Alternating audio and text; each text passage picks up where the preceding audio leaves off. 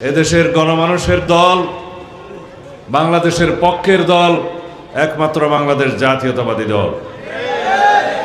যারা হিন্দুস্তানের মাল ছিল তারা হিন্দুস্তান রপ্তানি হয়ে গেছে, অর্থাৎ ভারতে রপ্তানি হয়ে গেছে। আমার হিন্দু ভাইয়েরা নাকুশ হবেন না, আপনারা বাংলাদেশী, আমরা বাংলাদেশী, আমরা সবাই বাংলাদেশী। সুতরাং আমি বলি, ভারতের মাল ভারতে পাচার হয়ে গেছে। আমরা বাংলাদেশের পক্ষের যারা এই দেশে আছি, এই দেশে আমাদের ঠিকানা। এই 2011 সালে তত্ত্বাবধায়ক সরকার পদ্ধতি বিলুপ্তিকরণের মধ্য দিয়ে ফ্যাসিস্ট শেখ হাসিনা একদলীয় সরকার ব্যবস্থা, একদলীয় রাষ্ট্র ব্যবস্থা এবং ব্যক্তিতান্ত্রিক স্বৈরতান্ত্রিকতা প্রতিষ্ঠা করলো। তিনি নিজেই বাংলাদেশের রানী হয়ে গেলেন। এই দেশ রাজত্বে পরিণত হলো, এই দেশ আর গণতান্ত্রিক রাষ্ট্র থাকলো না। গুণ, খুন, অপহরণ নিত্যদিনের কাহিনী হয়ে গেল। এইভাবে আমরা 2009 সাল থেকে 2024 পর্যন্ত এদেশের মানুষের ভোটাধিকার প্রতিষ্ঠার জন্য, গণতান্ত্রিক অধিকার রক্ষার জন্য, এদেশের মানুষের মানবাধিকার এবং সাংবিধানিক অধিকার রক্ষার জন্য আমরা সংগ্রাম করতে থাকলাম দেশনেত্রী বেগম খালেদা জিয়ার নেতৃত্বে। সেই এক প্রেক্ষাপটে আমি অপহরণ হয়ে গেলাম, আমাকে গুম করা হলো। আমার অনেক সহকর্মীকে, অনেক সহপাঠীকে, অনেক নেতৃবৃন্দকে, অনেক সাংবাদিককে, অনেক জনসাধারণকে গুম করা হলো, হত্যা করা হলো। আমার মতো অনেকেই সৌভাগ্যবান হয়নি, তারা এখনো ফিরে আসেনি। সুমনের মা এখনো জানলা খুলে অপেক্ষা করে তার সন্তান কবে ফিরবে। অনেক শহীদের মা এখনো পর্যন্ত অপেক্ষা করে তার ছেলের লাশ তো সে পায় নাই, কবরের ঠিকানা কবে পাবে। সেই রকম একটা মৃত্যু উপত্যকায় আমরা বসবাস করতাম। একটা রাক্ষস রাজ্যে পরিণত হয়েছিল এই দেশ। আমরা যদি সেই জায়গা থেকে মুক্তি পেতে চাই, যদি আমরা পুনরায় বাংলাদেশে কোনো স্বৈরাচারের উৎপত্তি না চাই, তাহলে আমাদেরকে শক্তিশালী গণতান্ত্রিক রাষ্ট্র বিনির্মাণ করতে হবে।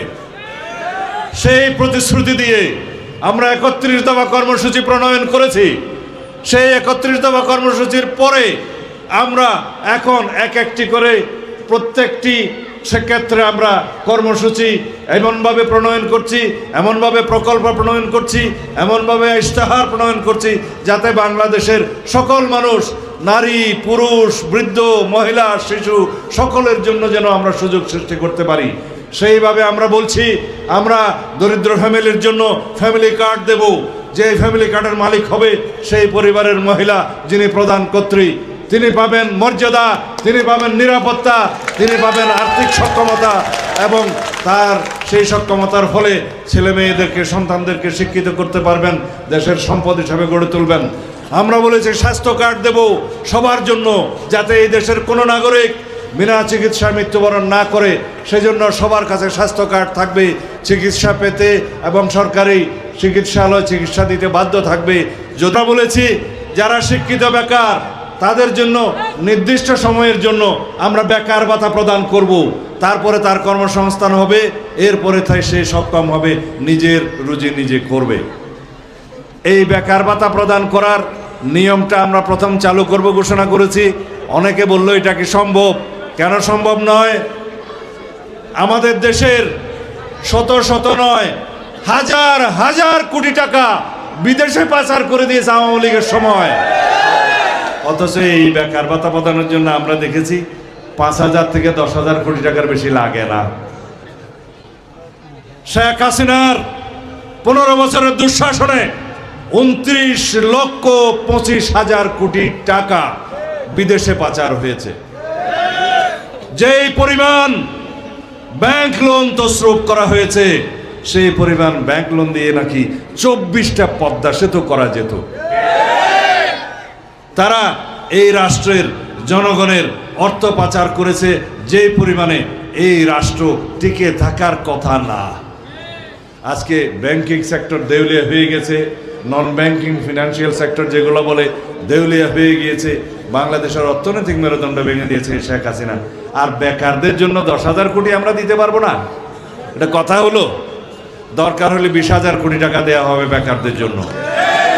এটা সম্ভব যদি অর্থনৈতিক শৃঙ্খলা আমরা ফেরাতে পারি।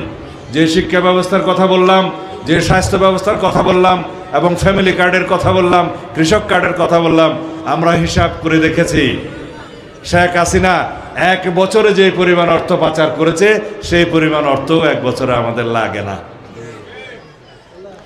যদি আমরা আমাদের অধিকার সম্পর্কে সচেতন হই, যদি আমরা সবাই রাষ্ট্রের মালিক মনে করি নিজেদের, তাহলে পরে আমরা সবাই যদি ঐক্যবদ্ধ থাকি এই দেশকে পুনর্নির্মাণ করা সম্ভব ইনশাআল্লাহ।